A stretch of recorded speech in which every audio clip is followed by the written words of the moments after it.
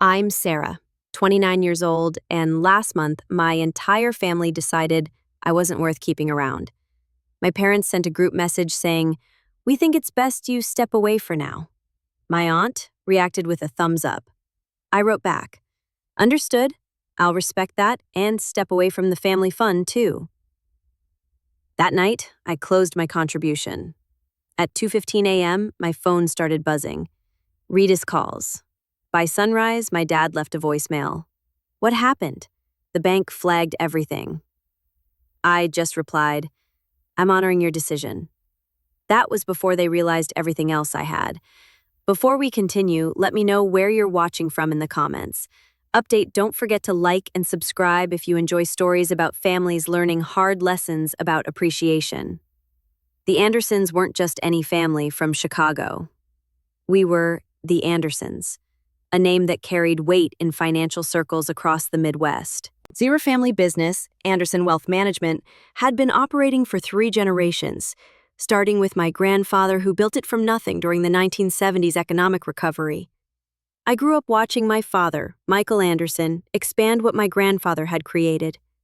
Our 6-bedroom Tudor home in Lincoln Park was filled with trophies of success, expensive art, imported furniture, and framed photos of my parents with various politicians and celebrities.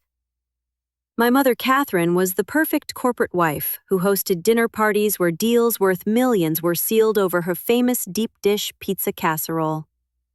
From an early age, I showed an aptitude for numbers that surprised everyone. While my cousins were playing with toys, I was fascinated by the financial reports my father would leave around the house. By age 10, I was already asking sophisticated questions about market trends that sometimes my father couldn't answer. This created an uncomfortable dynamic that would follow me into adulthood. Despite graduating summa cum laude from Northwestern with a double major in finance and economics, my family still saw me as the little girl who needed guidance. When I joined Anderson Wealth Management at 24, my father placed me under the supervision of my cousin Tyler, who had barely passed his business classes at a state college. "You need to understand how we do things in the real world," my father explained, patting my shoulder condescendingly. "Tyler has been here longer." Tyler had been there exactly 7 months longer. Over the next 5 years, I quietly became the firm's most valuable asset. My investment strategies consistently outperformed market averages by 8 to 10% when the industry standard was celebrating 3% gains. Confiscated specifically requested me, though my father often took credit for my team's performance in board meetings. The family fund was a separate entity from the business, a $15 million pool that family members contributed to and used for everything from new business ventures to vacation homes. My personal contribution had grown to $5. $1 million over the years, nearly 34% of the total. What no one in my family knew was that I had been building my own separate investment portfolio since college. While they vacationed in Door County each summer, I was taking meetings with startup founders and angel investors. While they bought luxury cars, I was buying minority stakes in emerging technology companies. Last Thanksgiving, my Uncle William made a toast to the Anderson family business where we all pull our weight and share the rewards equally. Everyone cheered, despite the fact that my division had generated 65% of the company's profits that quarter. I smiled and raised my glass while making a mental note to accelerate my exit strategy. Family meetings were a monthly tradition held in the oak-paneled conference room of our downtown office. I would present detailed analyses and growth projections only to have my Uncle Richard interrupt with statements like, "That's all very technical, but what does your father think?" My mother would often pull me aside afterward with well-meaning but infantilizing advice. "Honey, men don't like women who sound too smart. You need to let your father and uncles feel important." My Aunt Patricia, my father's sister, and the person who had given the thumbs up to my exclusion, had never worked a day in the business, but sat on the board and received the same profit share as those of us working 60-hour weeks. She had a talent for taking credit for others' ideas, especially mine. Remember when Sarah mentioned international markets? I've been thinking we should expand into Asia. She once announced at a meeting 3 weeks after I had presented a detailed Asian expansion plan that had been tabled for further consideration. My cousin Amanda was the only family member who seemed to recognize what was happening. Over lunch one day, she confided, "They do the same thing to me, but worse because I don't have your financial skills to make them money. They just want me to marry someone useful to the business." Despite all this, I remained loyal. I believed that eventually my contributions would be recognized and respected. I continued pouring my talents into growing the family wealth while quietly building my own safety net. Fall back by my 29th birthday, my personal investments had quietly grown to $19 million, a fact I kept completely to myself. I bought a beautiful loft in River North under an LLC rather than my name and renovated the home office with state-of-the-art technology. I hired a small, loyal team who worked directly for me, separate from the family business, all under strict NDAs. Several financial algorithms I developed during weekend hobby time. I never flaunted my success. I drove a modest car, lived well below my means, and continued showing up at Anderson Wealth Management every day to make money for people who didn't appreciate me. Some might call it strategic patience. Others might call it conflict avoidance. Either way, it was about to change. The quarterly planning meeting last month started like any other. The entire extended family gathered in our conference room with my father at the head of the table. I had prepared a comprehensive presentation on a new investment strategy that could potentially increase our high net worth clients' returns by 14%. As I distributed my carefully prepared reports, my cousin Tyler walked in 15 minutes late, carrying nothing but a coffee cup and his phone. "Sorry I'm late," he announced, not sounding sorry at all. "I was just wrapping up a call with the Brennan account." The Brennan account was actually my client, but I had asked Tyler to sit in on one preliminary call while I finished work on these quarterly projections. My father beamed. "No problem, son. Client relationships always come first. Why don't you tell us how that's going before Sarah starts with all her numbers?" Just like that, the first 20 minutes of the meeting were devoted to Tyler taking credit for my 6 months of work with the Brennans. I sat quietly, watching family members nod approvingly as Tyler misrepresented key aspects of the strategy I had developed. When it was finally my turn to present, I had barely gotten through my second slide when Uncle Richard cleared his throat. "This all seems unnecessarily complicated," he said, not bothering to hide his dismissive tone. "Our clients trust the Anderson name because we keep things simple and reliable." My Aunt Patricia nodded vigorously. "Exactly. All these algorithms and technical strategies just confuse people." I took a deep breath. "Actually, our client surveys indicate they're specifically coming to us for more sophisticated approaches. The market has changed, and if we don't adapt, we'll start losing accounts to firms that are embracing these new methodologies." My father tapped his pen on the table, a signal I'd learned meant he was getting impatient. "Sarah, theory is one thing, but we deal in practical realities here." "This isn't theory," I replied, trying to keep my voice even. "I've already implemented this approach with the Morrison portfolio as a test case.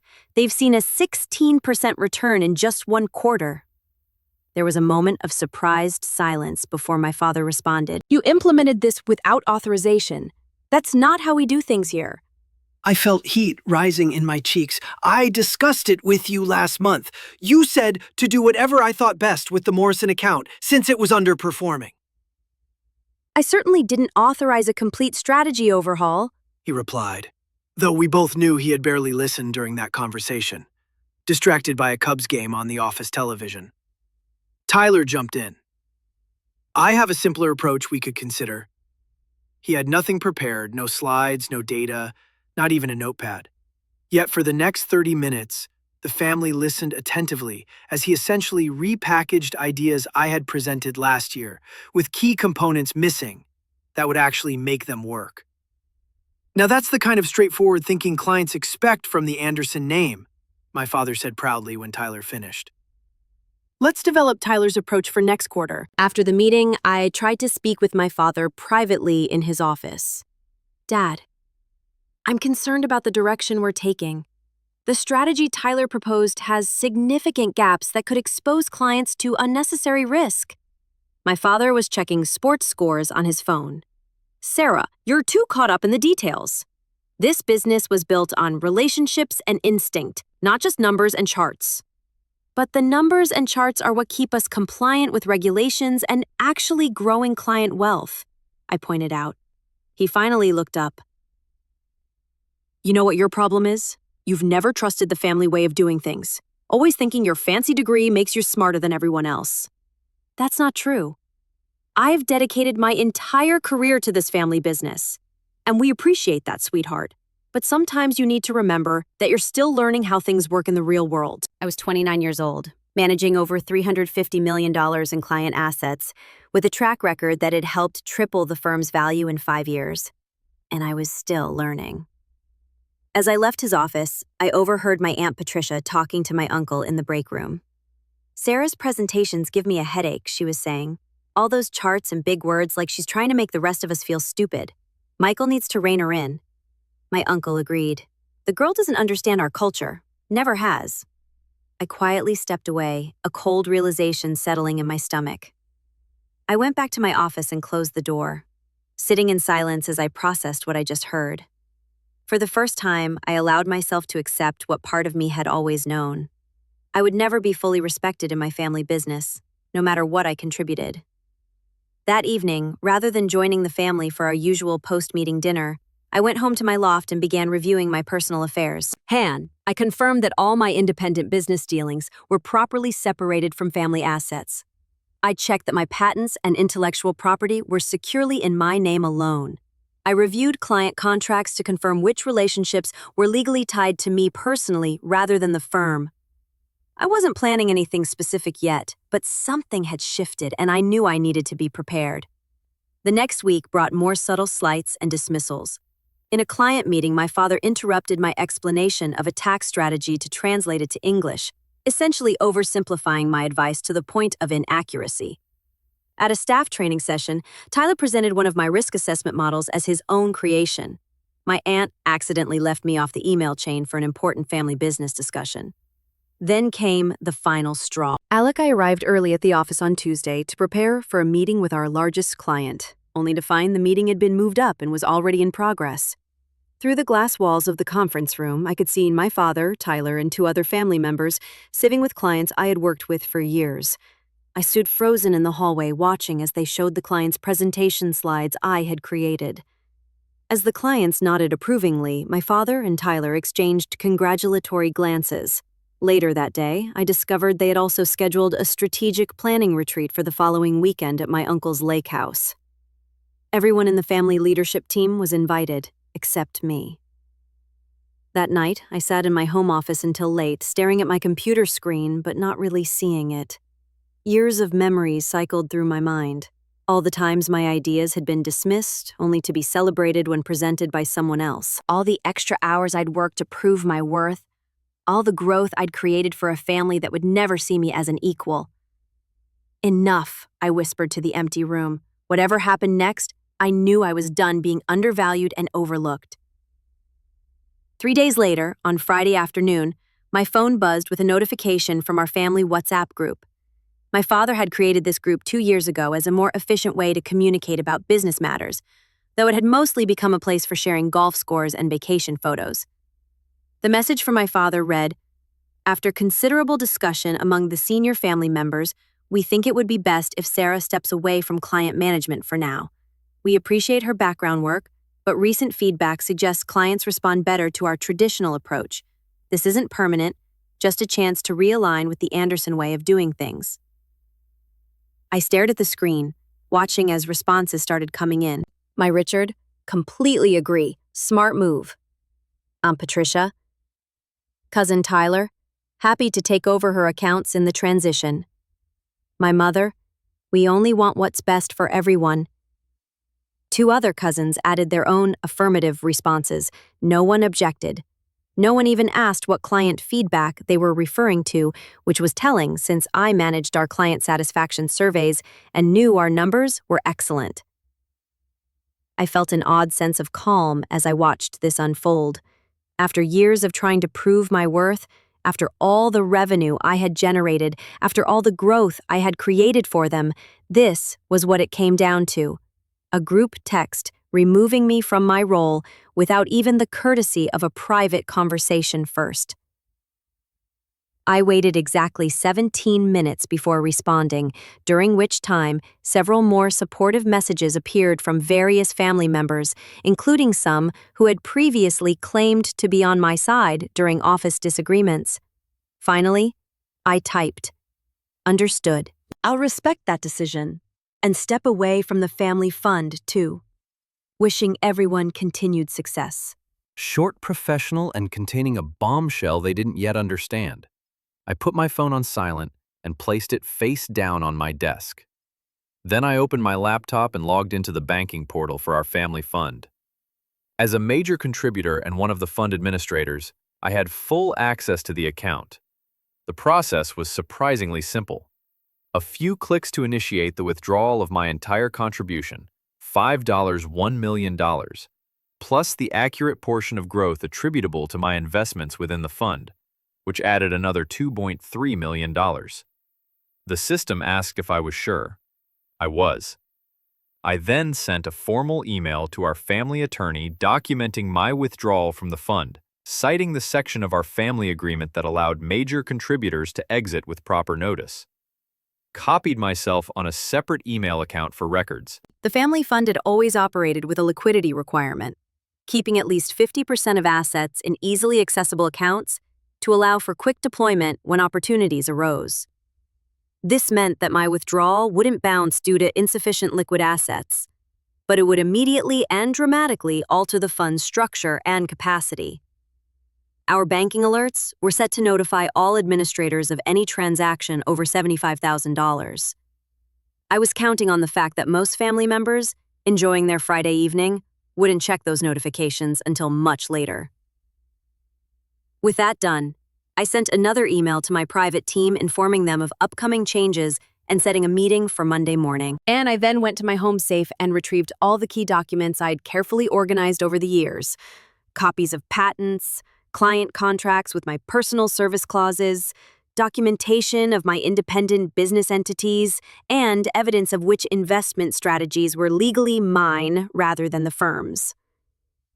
I made myself a cup of tea and sat in my living room, looking out at the Chicago skyline as dusk settled over the city. Part of me felt a twinge of sadness at the bridge I was burning. These were, after all, the people I'd grown up with, worked alongside, and tried to please for my entire life. But a stronger part of me felt something else: liberation. No more constant need to prove myself, to swallow slights, to watch less qualified people take credit for my work. It was over.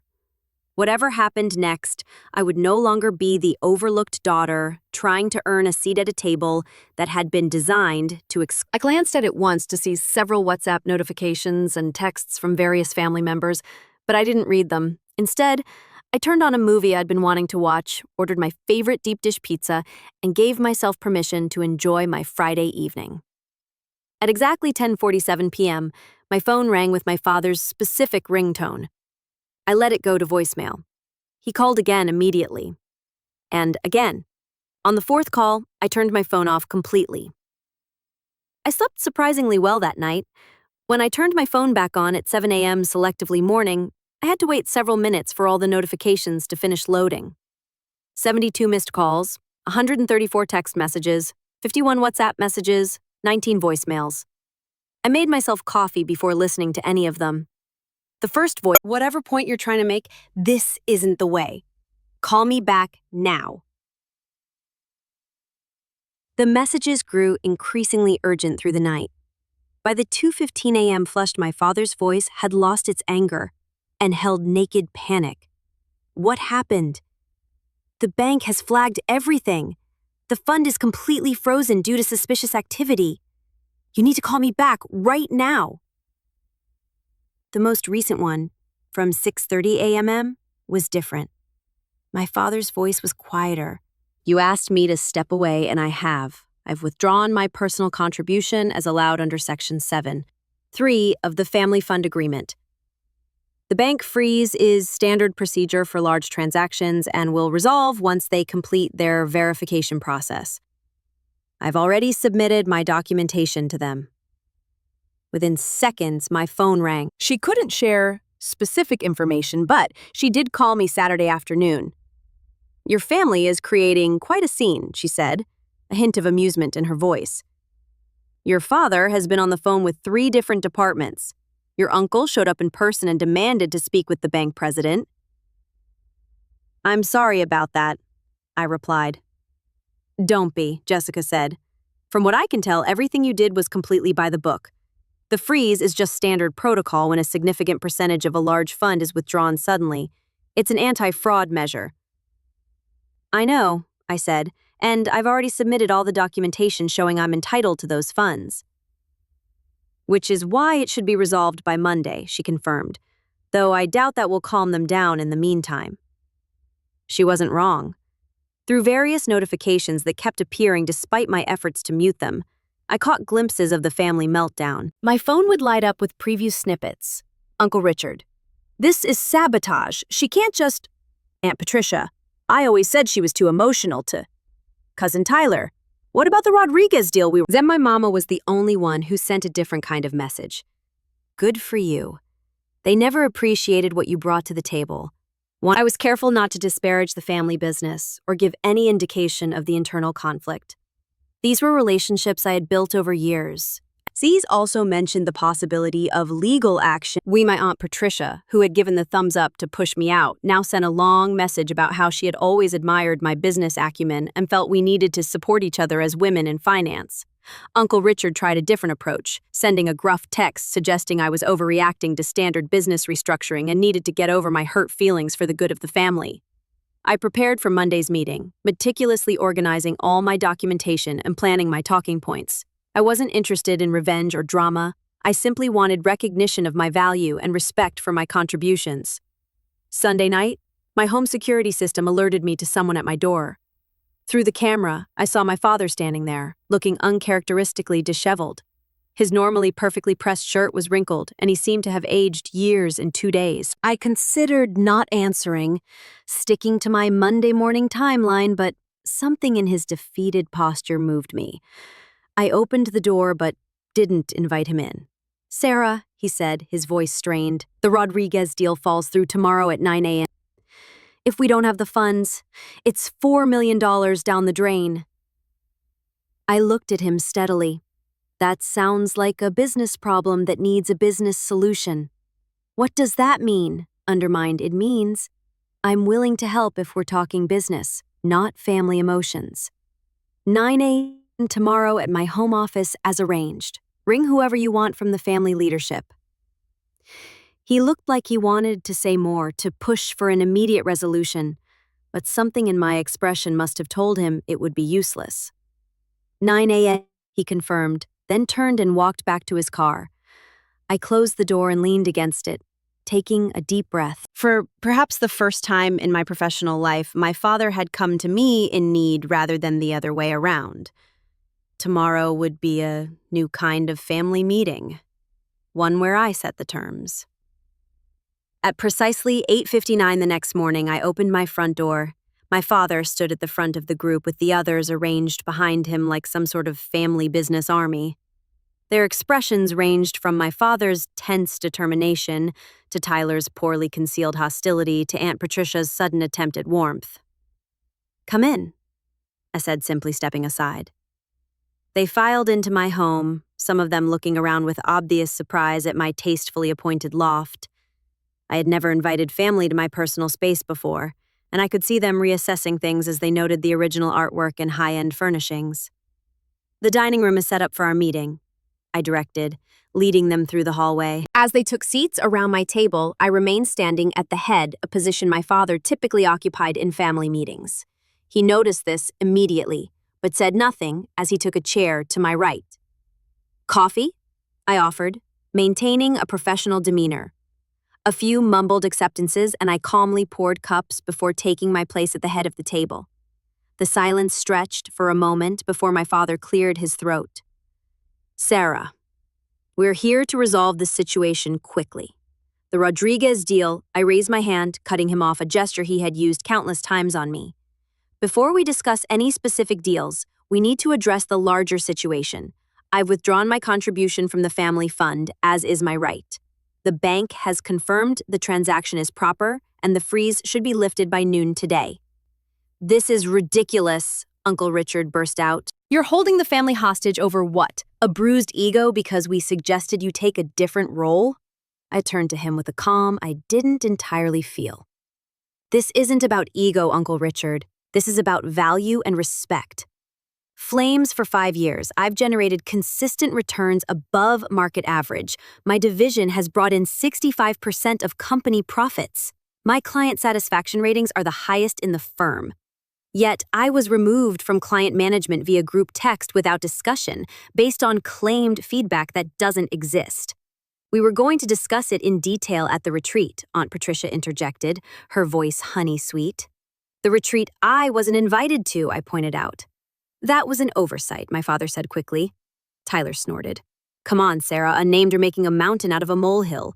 So, you got your feelings hurt. Did you have to blow up a major deal over it? I turned to Tyler, maintaining my composure. I didn't blow up anything. I simply withdrew my personal contribution, which happened to be a larger percentage than anyone anticipated. That reveals the real problem here. You've all been taking my contribution for granted, both financially and professionally. My father leaned forward. Whatever mistakes we've made, and I admit there may have been some, this response is disproportionate. You've put a $4 million deal in jeopardy. A deal that apparently couldn't happen without my money, yet I wasn't consulted on, I noted. Jonathan, our attorney, spoke up for the first time. Focus on immediate solutions first, then address the longer-term concerns afterward. The Rodriguez deadline is the most time-sensitive issue. I nodded. Jom, that's reasonable. I'm prepared to wire $6 million to the family fund this morning. Sufficient to cover the Rodriguez down payment with a buffer. Everyone started talking at once, relief evident in their voices, until I raised my hand again. But this will be structured as a loan from my personal holdings to the family fund, with standard market interest rates and specific repayment terms. Jonathan can draw up the paperwork immediately. The relief around the table faltered. A loan? My father asked. You're going to charge your own family interest? This is a business transaction, I replied evenly, which is how you've always insisted we approach things at Anderson Wealth Management. I'm offering market rate financing on extremely short notice to save a valuable deal. Deere would charge significantly higher rates given the time constraints. Jonathan nodded reluctantly. She's right. It's actually quite a reasonable offer under the circumstances. My uncle's face had turned an alarming shade of red. This is extortion. No, I corrected. This is negotiation. The alternative is to let the Rodriguez deal fall through, which serves no one's interests. My father studied me for a long moment. I could see the calculations happening behind his eyes, weighing pride against practicality, emotion against business. Fine, he finally said. Jonathan, drop the loan agreement. But Sarah, after this, we expect you to return to your role at the company and reinvest in the family fund. We can discuss a more appropriate leadership position for you. Not on the table today. The loan for the Rodriguez deal is a separate matter. My future involvement with Anderson Wealth Management and the family fund will require a completely new agreement. Aunt Patricia leaned toward me, her voice dropping to what she probably thought was a sympathetic tone. Sarah, dear, I understand you're upset. We all say and do things in the heat of the moment, but we're family. Yes, we are, I agreed. And families should treat each other with respect. Asking me to step away made it clear how much my contributions are valued. That was poorly handled, my father admitted. I take responsibility for that. But surely we can move past a single communication mistake. It wasn't a mistake, I said quietly. It was a symptom of a pattern that's existed for years. My ideas are dismissed until someone else presents them. My achievements are attributed to team effort while others are celebrated individually. My professional judgment is questioned despite consistent results. I looked around the table, meeting each person's eyes.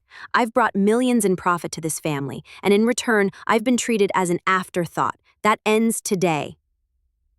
The room fell silent as the full impact of my words sank in. For the first time, I wasn't backing down or smoothing things over.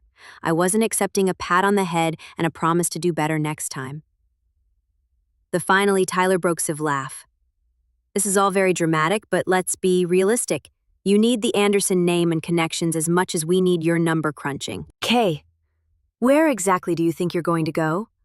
That was the opening I had been waiting for. I smiled at Tyler's question. That brings us to the next item on our agenda. I pressed a button on a small remote, and the large television on the dining room wall lit up with a presentation.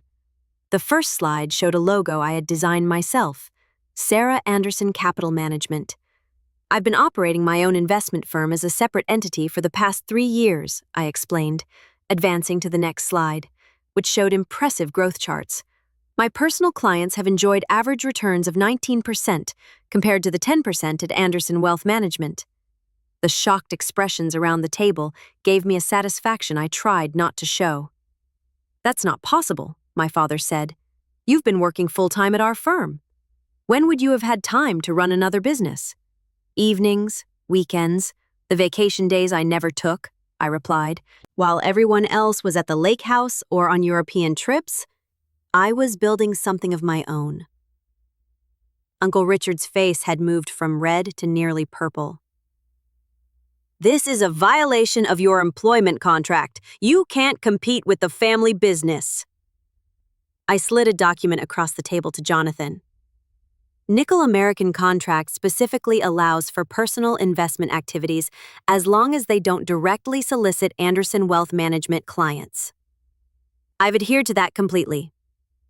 Jonathan skimmed the document and gave a reluctant nod. She's technically correct. The clause was intended to cover personal stock trading, but it's broadly worded. I advanced to the next slide, showing a list of patents. I also hold 9 patents for financial algorithms and trading systems, all registered to me personally, not Anderson Wealth Management. Those were developed while you worked for us, my father argued, though uncertainty had crept into his voice. We were developed on my own time, using my own resources, I corrected. I've maintained meticulous documentation to establish that. The patents are legally mine. The next slide showed a client list, a modest but impressive collection of names, none of whom were current Anderson Wealth Management clients. I've built relationships with 31 high-net-worth clients completely separate from our family business, I continued. Their combined assets under my management totaled just over $450 million. Tyler let out a low whistle despite himself. Furthermore, I said, moving to another slide, 19 current Anderson Wealth Management clients have personal service agreements with me specifically. I handed copies of these contracts to Jonathan. These agreements include clauses stating that if I leave the firm, they have the option to transfer their accounts to follow me. Jonathan reviewed the documents with growing concern. These are standard personal service provisions. Many high-end clients insist on them to ensure continuity with their preferred advisor. My father looked stricken. How many of our clients have these agreements? Clients representing approximately $280 million in assets, I replied evenly.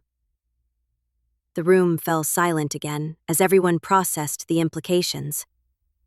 Not only had I built a successful separate business, but I could potentially take a significant portion of Anderson Wealth Management's client base with me if I left.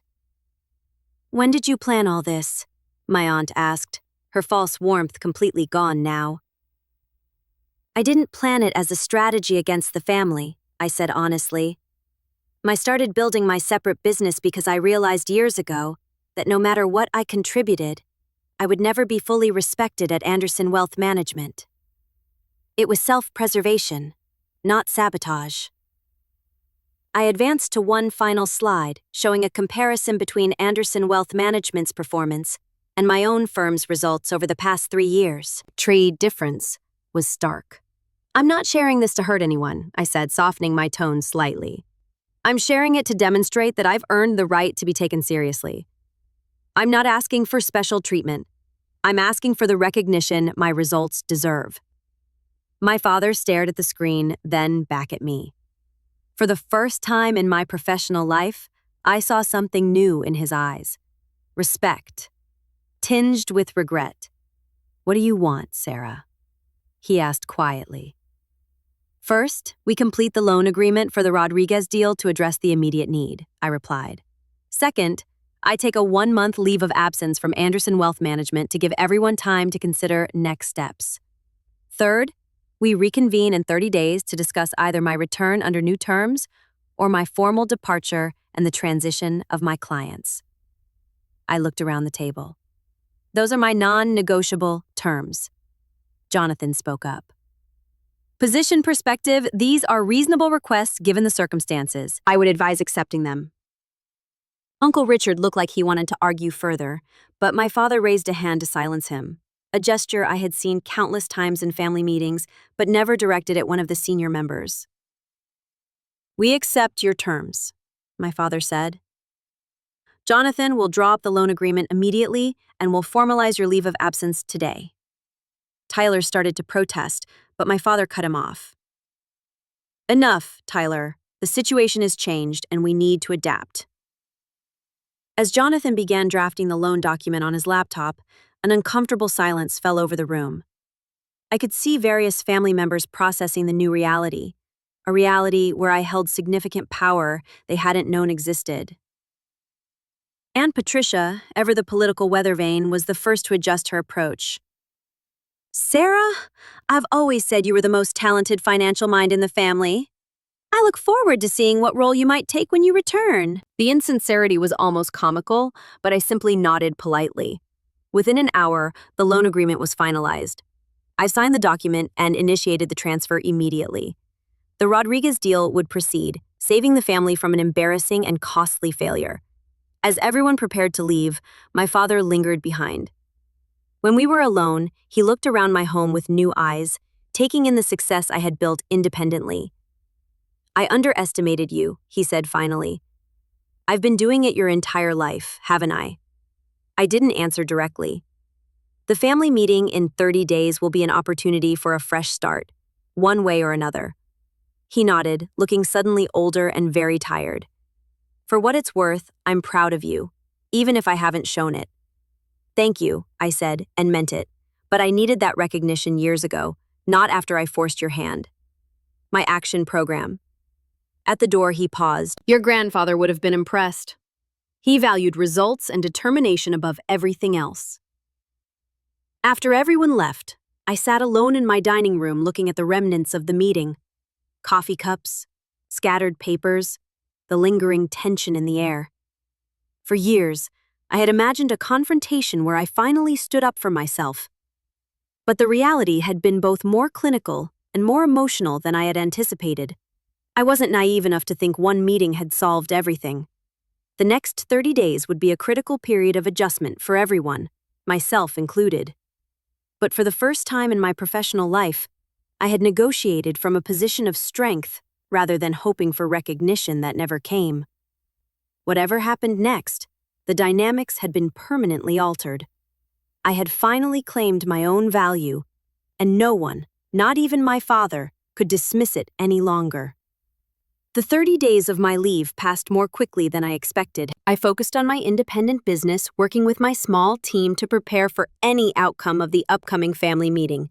If we needed to absorb transferred clients from Anderson Wealth Management, we had systems in place. If we were to create some new hybrid of business, we had proposals ready.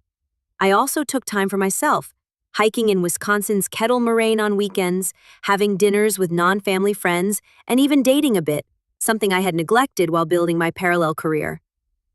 There was a lightness to my days that had been missing for years.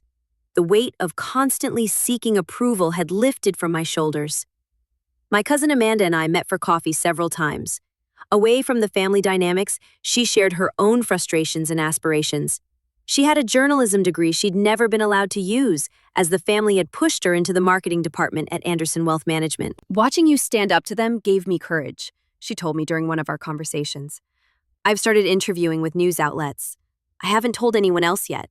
They'll try to talk you out of it," I warned. She smiled. "I know, but I've seen what's possible now."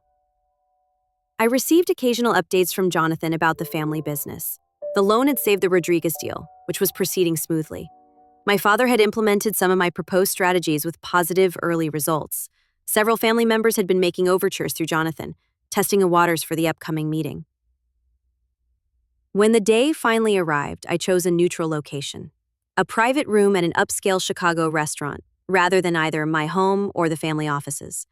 I arrived early to ensure the setup was as I wanted, a round table rather than a rectangular one, eliminating the head position my father traditionally occupied. They arrived as a group again, but the energy was different. Gone was the confrontational stance from our last meeting. My father led with subdued confidence. Uncle Richard seemed resigned rather than angry, and Aunt Patricia had abandoned her false warmth for careful neutrality. Tyler looked uncomfortable but controlled, and Jonathan maintained his professional demeanor. Two new additions surprised me: my mother, who rarely attended business meetings, and my cousin Amanda. After everyone was seated and pleasantries exchanged, my father opened the discussion.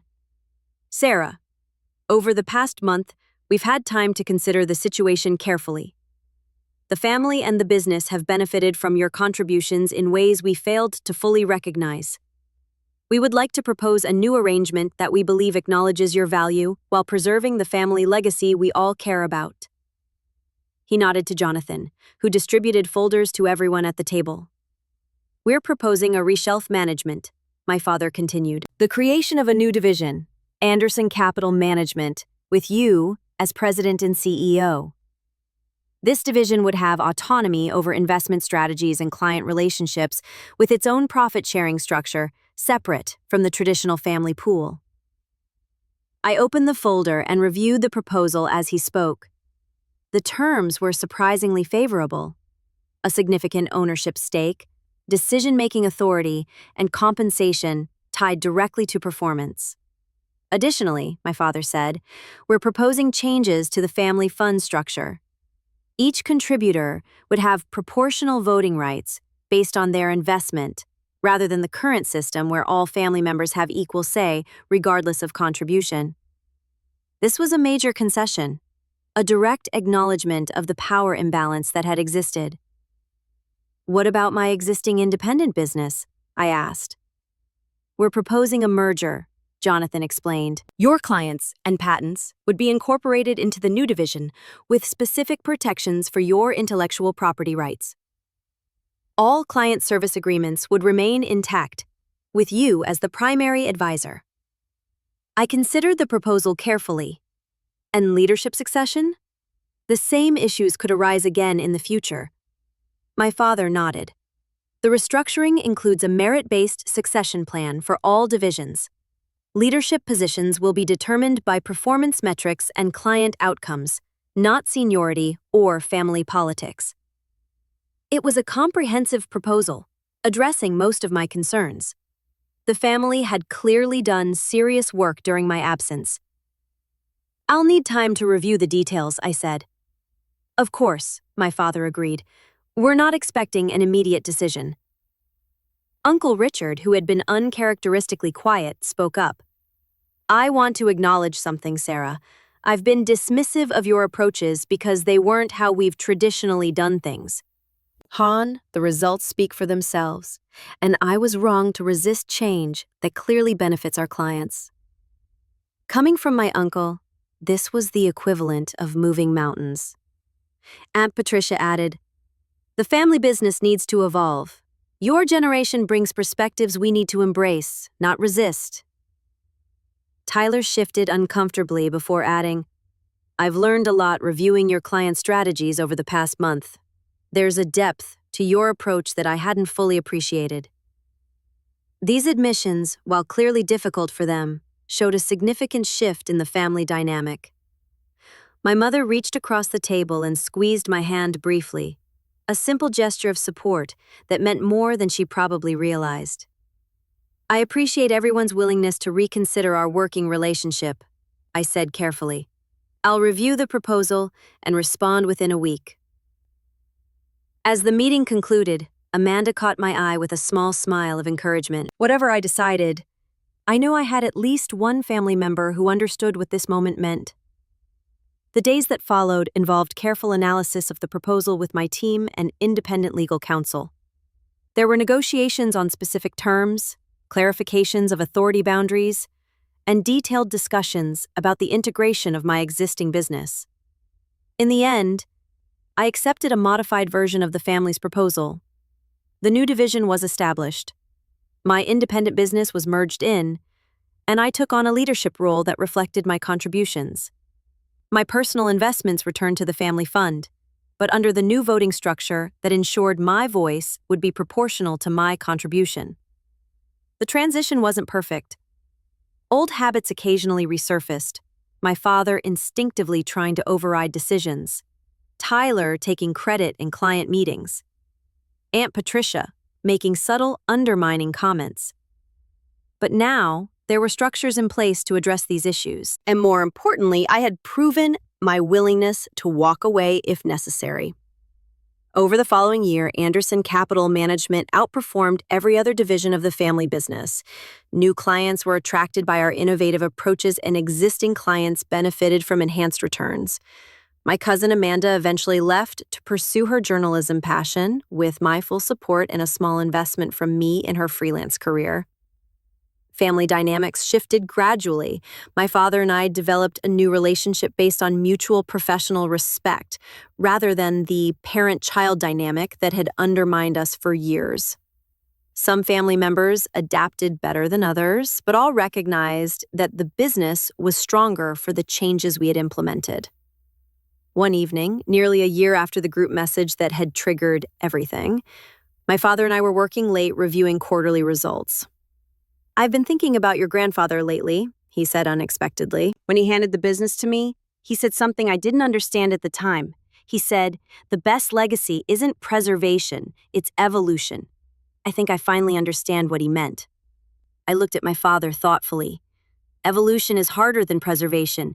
It requires admitting that the original form might not be perfect. He nodded.